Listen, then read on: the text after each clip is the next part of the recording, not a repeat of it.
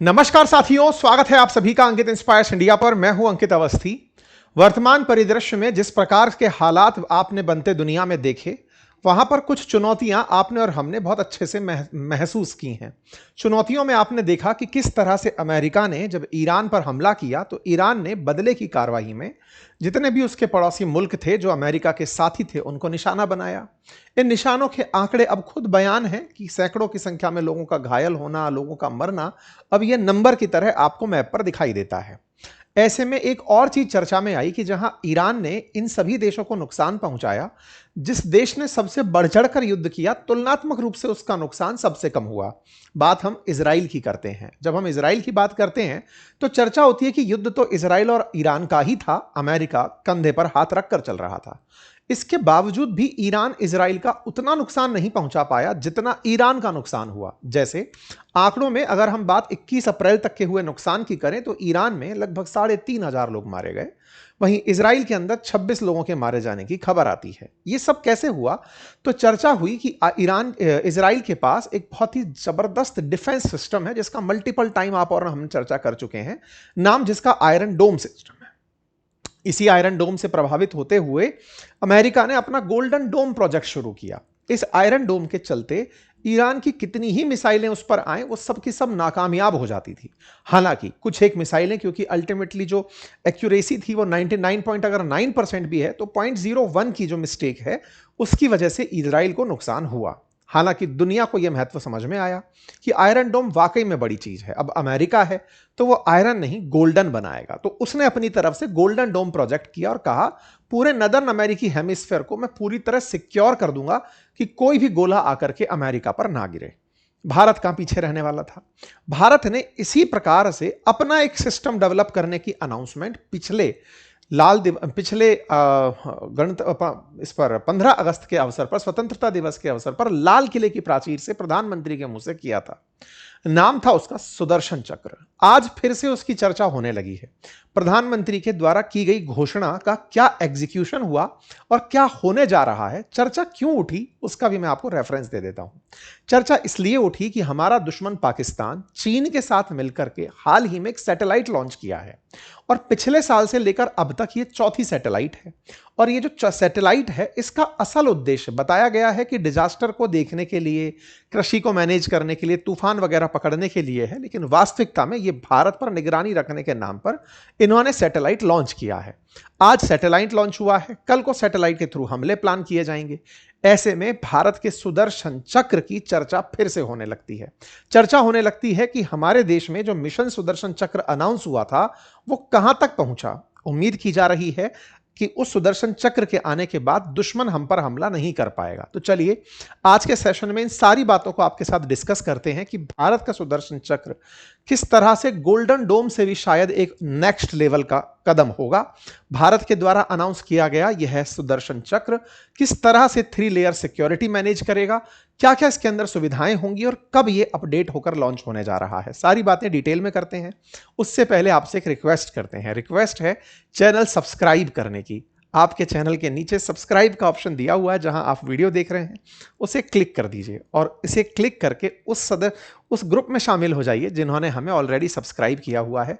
भविष्य में आपको इस तरह के हमारे अपडेट्स वहां पर तत्काल प्रभाव से मिलते रहते हैं। आइए आगे बढ़ते हैं।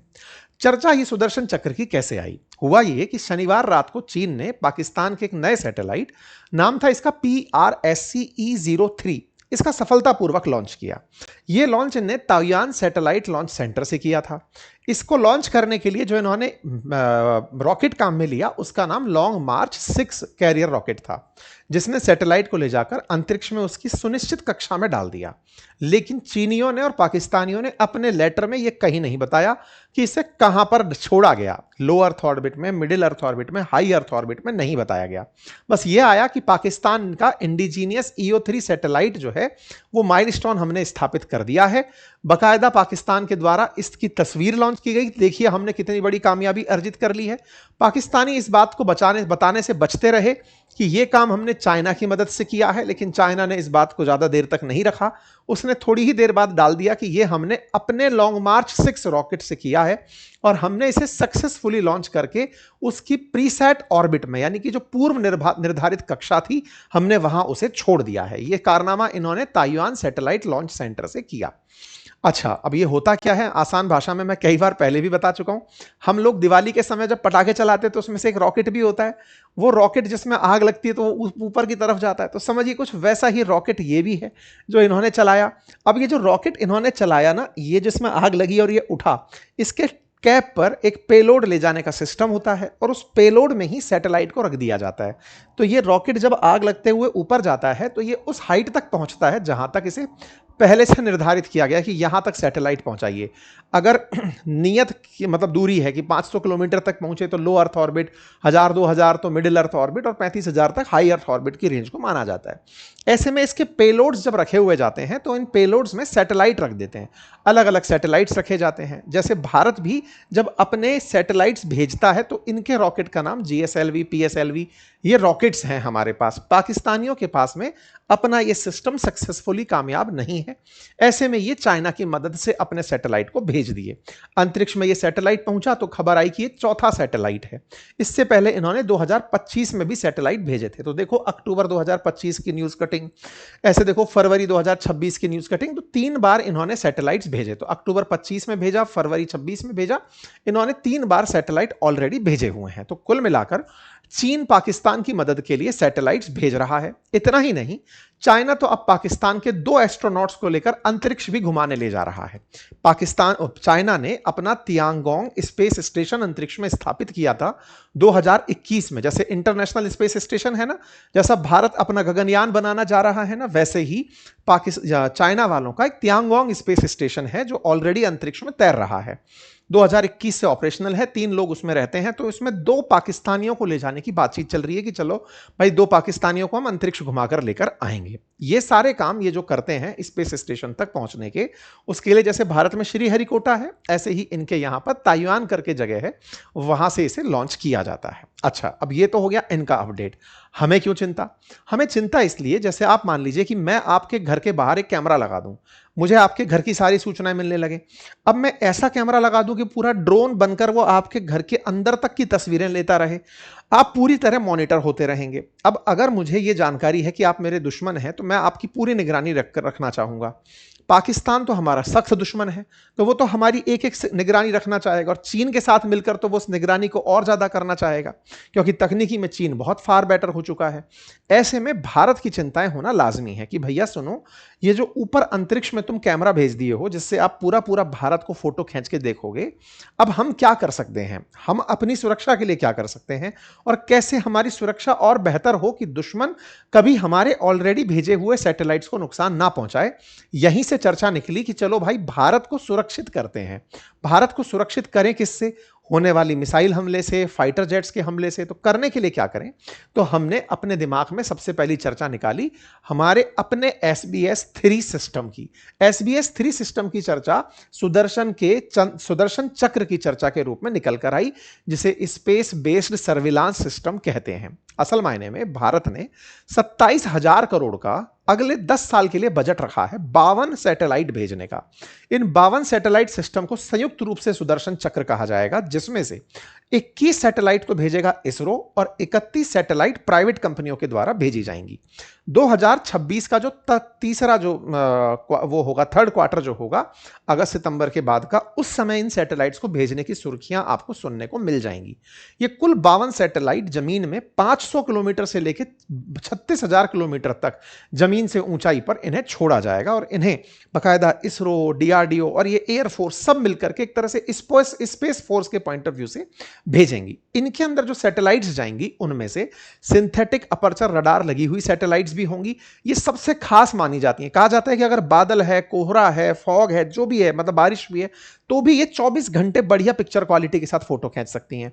एक रखी गई है इलेक्ट्रो ऑप्टिकल उपग्रह, जो कि कैमरों के साथ तो लैस है ही साथ छोटी छोटी वस्तुओं को जैसे टैंक, बंकर, मिसाइल लॉन्चर, इनकी भी हाई डेफिनेशन तस्वीर ले पाते हैं।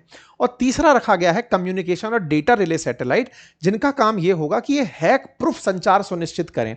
मान लीजिए कि कल को हमारे ही कम्युनिकेशन सिस्टम को किसी ने जैम कर दिया, तो ये उसे रोकते हुए सैटेलाइट कम्युनिकेशन बना रहे, उसको भी हम लोग सैटेलाइट के थ्रू सुनिश्चित करेंगे। इतना ही नहीं, पहले से प्री डिफाइन अगर हमने कुछ तस्वीरें सैटेलाइट्स को दी हुई हैं, तो वो दुश्मन की सैटेलाइट्स को, फाइटर जेट्स को एआई की तकनीक से पहचान कर अर्ली अलार्म हमें दे पाएंगे।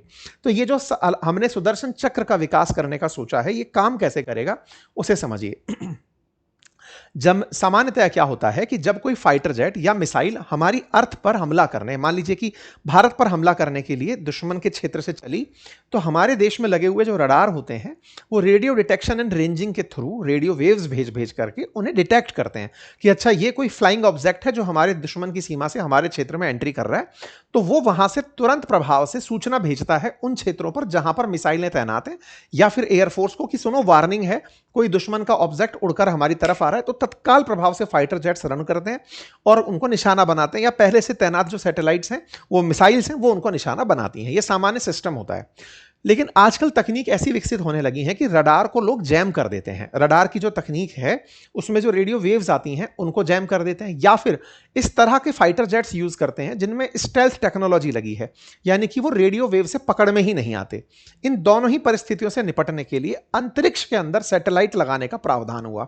जैसे अवाक सिस्टम जो अमेरिका लेकर चलता है, जिसको हाल ही में ईरान ने ध्वस्त किया था, वो सिस्टम क्या करता है, आसमान में उड़ते हुए फोटो खींचता है नीचे की, कि ऊपर से देख लूंगा अगर कोई उड़ रहा होगा। यानी कि रडार वो उल्टा चला के चलता है ताकि दुश्मन उसको टारगेट ना बना पाए। सैटेलाइट भी कुछ ऐसा ही सिस्टम है, लेकिन इसमें वो और कई तकनीक का, जिसमें पिक्चर के माध्यम से चीजों को पकड़ने का, सेंसेस करने का प्रयास करेंगे। ये जो बहुत ज्यादा हाई अपर्चर कैमरे लगाए जाएंगे, इनका उद्देश्य यही होगा कि ये दुश्मन की उस मूवमेंट को नजर रख पाएंगे और ये टारगेट नहीं किए जा सकेंगे, क्योंकि बहुत ऊंचाई पर हैं। जैसे अभी ईरान इजराइल वॉर में आपने देखा कि ईरान ने कैसे रडार को निशाना बनाया था, ईरान अमेरिका के। यहां पर जब आप इतने आसमान में 36,000 किलोमीटर तक हो, तो सुरक्षा तुलनात्मक रूप से ज्यादा अच्छे से हो पाती है। ऐसे में जब सुदर्शन चक्र का इस तरह यूज होगा कि वो दुश्मन के आने वाले किसी भी जहाज का, फाइटर जेट का या मिसाइल की सूचना हमें दे पाए, और सैटेलाइट कम्युनिकेशन के थ्रू तत्काल प्रभाव से हमारे S-400 सिस्टम, हमारे आकाश डिफेंस सिस्टम, हमारे ड्रोन्स, हमारी मिसाइल, इनको सूचना भेज पाए कि चलो साहब हमारे ऊपर कोई हमला हुआ है, आपको रिएक्शन देना है। तो एक प्रकार से दोहरी सुरक्षा सुनिश्चित करेगा। इतना ही नहीं, जो हमारे ऑलरेडी इस तरह के भेजे हुए सैटेलाइट्स हैं उनकी भी सुरक्षा करेगा, क्योंकि ये जो अभी हम स्पेस बेस्ड सर्विलांस 3 लॉन्च कर रहे हैं, जिसे सुदर्शन चक्र कहा गया, जिसे प्रधानमंत्री ने अभी 15 अगस्त के अवसर पर लाल किले की प्राचीर से अनाउंस किया था, उससे पहले भी हमारा SBS-1 SBS-2 चल रहा है। अटल जी के टाइम पर ही सबसे पहले सैटेलाइट छोड़े गए थे, जो कि धरती की तस्वीरें खींचने के लिए थे, ताकि दुश्मन पर निगरानी भी आसानी से रखी जा सके। लेकिन अब इसका उद्देश्य केवल एक स्पेस फोर्स के तरीके से होगा, यह अपने आप में एक बड़ी चर्चा बनती है। उदाहरण के लिए जो SBS यानी कि जो स्पेस सर्विलांस का हमारा चरण है, उसके लिए प्रथम चरण जो था वो 2001 में ही शुरू कर दिया था, जिसमें हमने Cartosat 2A, Cartosat 2B, RISAT 2, Eros 2 इन सैटेलाइट्स को भेजा था। इसके बाद हमने SBS-2 यानी स्पेस बेस्ड सर्विलांस का सेकंड फेज 2013 में लॉन्च किया था, जिसमें हमने राइसैट, कार्टोसैट, कार्टोसैट, कार्टोसैट, कार्टोसैट, माइक्रोसैट, ये सारे सैटेलाइट्स भेजे थे। मतलब इन सैटेलाइट्स के थ्रू अभी तक हम तस्वीरें तो बढ़िया से ले पाते हैं, लेकिन अभी इनको डिफेंस सिस्टम के साथ कनेक्ट नहीं किया हुआ है, यानी कि दुश्मन के अर्ली वार्निंग के थ्रू ये सीधा मिसाइलें चलवा दें, उस स्थिति तक इन्हें अपडेट नहीं किया गया है। तो अब SBS-3 यानी स्पेस बेस्ड सर्विलांस का जो थर्ड फेज है, जिसे हाल ही में अनाउंस किया गया, वो डिफेंस के पर्सपेक्टिव से किया। ऑपरेशन सिंदूर बीतने के बाद जब भारत ने यह एहसास किया कि हमारे देश पर पाकिस्तानियों के जो हमले हो रहे थे उन्हें हमारे डिफेंस सिस्टम्स ने नाकामयाब किया था। आपने बॉर्डर पर बहुत से हमले होते हुए सुने और उन्हें न्यूट्रलाइज होते हुए सुना। तो इसी को ध्यान में रखते हुए प्रधानमंत्री ने 15 अगस्त 2025 को जब लाल किले से संबोधन दिया, तब उन्होंने कहा कि अब हमारा ये जो देखा हमने नमूना अभी पाकिस्तान के हमलों का, उससे अब ये और ज्यादा इंटेंशन क्लियर हो गया है कि हमें सुदर्शन चक्र ऑपरेट करना पड़ेगा।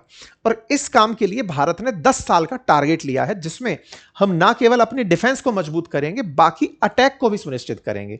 इस बात को डिफेंस मिनिस्ट्री के द्वारा भी दोहराया गया। 30 अगस्त 2025 को PIB की एक कटिंग बाहर आती है, रक्षा मंत्री का एक बयान बाहर आता है, जिसमें यह कहा जाता है कि हम लोग सुदर्शन चक्र मिशन पूरी हवाई सुरक्षा के साथ 3 लेयर सिक्योरिटी के साथ चल चलाएंगे। अगर दुनिया में कहीं चल रहा है आयरन डोम, कहीं गोल्डन डोम, तो हमारा कैपिटल डोम होगा। एक अपने आप में दिल्ली को सुरक्षित करता हुआ सबसे पहला डोम बनेगा, उसके अलावा पूरे देश को सुरक्षित करते हुए। तो दिल्ली को ध्यान में रखते हुए त्रिस्तरीय एक डोम पद्धति का अपनाया जाना सुनिश्चित हुआ है, जिसमें एक आउटर, फिर एक मिडल और फिर इनर रिंग बनाने की बात है। क्या पूरे देश को छोड़ दिया जाएगा? नहीं, पूरे देश के लिए तो सर्विलांस लगा ही है, लेकिन दुश्मन के लिए दिल्ली बहुत इंपॉर्टेंट है। दिल्ली क्यों है? क्योंकि दिल्ली में राष्ट्रपति भवन, प्रधानमंत्री आवास, कार्यालय, संसद भवन या फिर हमारी सुप्रीम कोर्ट और तमाम हमारे जितने भी सेना के मुख्यालयों के हेडक्वार्टर्स या फिर अर्धसैनिक बलों की जो टुकड़ियों के हेडक्वार्टर्स, ये सब यहां पर हैं।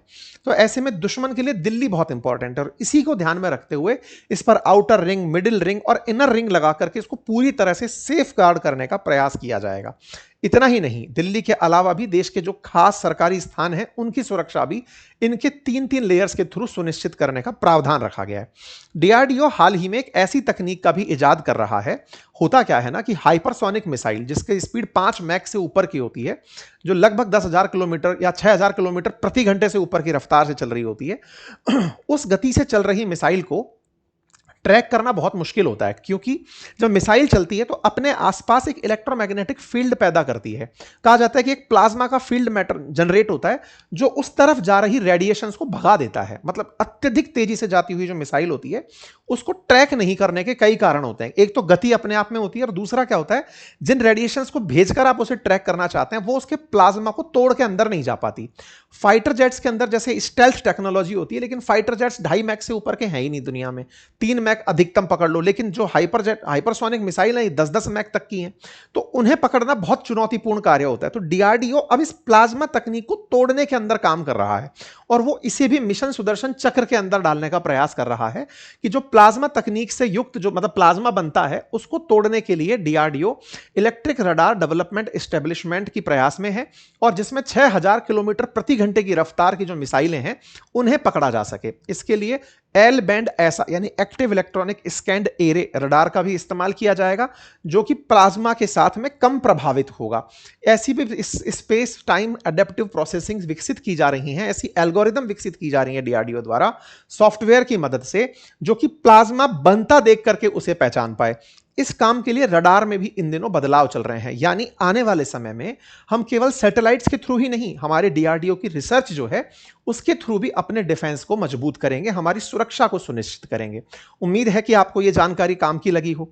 तभी जब पाकिस्तान ने इस तरह की सैटेलाइट लॉन्च की चाइना की मदद से, तो देश में चर्चा फिर से उठी कि भाई क्या हुआ प्रधानमंत्री जी की अनाउंसमेंट का।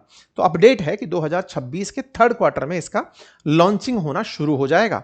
बाकी आप सबके पास जैसे भी अपडेट होंगे मैं आपके सामने लाता रहूंगा। बाकी हाँ, आप हमें ट्विटर पर फॉलो कर सकते हैं, लिंक मैंने कमेंट बॉक्स में पिन किया है। चैनल पर नए हैं तो सब्सक्राइब कर लीजिए। अपना ख्याल रखिए, बहुत बहुत धन्यवाद।